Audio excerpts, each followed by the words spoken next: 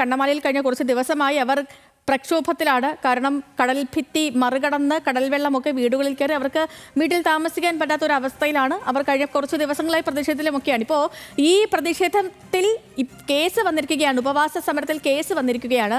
പുരോഹിതരെ അടക്കം 10 പേരെ പ്രതി ചേർത്ത് പോലീസ് കേസെടുത്തിരിക്കുന്നു. പൊതുഗതാഗതം തടസ്സപ്പെടുത്തി എന്നാരോപിച്ചാണ് കേസ്. സഹിൻ ആന്റണിയുടെ സഹിൻ പറയാൻ വിവരങ്ങൾ.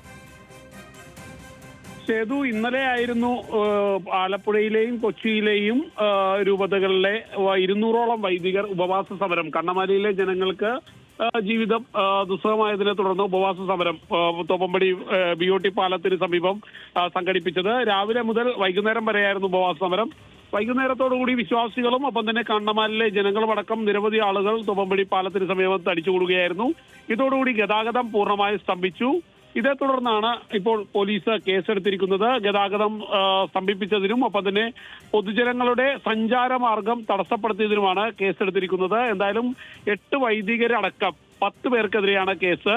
ഈ വൈദികർക്കെതിരെ കേസെടുത്തതിൽ വലിയ പ്രതിഷേധം ജനങ്ങളുടെ ഭാഗത്തു നിന്നുണ്ട്. പ്രത്യേകിച്ചും കണ്ണമാലിയിലെ ജനങ്ങൾ നമുക്കറിയാവുന്ന പോലെ തന്നെ കഴിഞ്ഞ 11 ദിവസമായി കടൽക്കയറ്റത്തെ തുടർന്ന് അവരുടെ ജനജീവിതം അല്ലെങ്കിൽ ജീവിതം ദുസ്സഹമായിരിക്കുന്ന ഒരു സാഹചര്യമാണ്.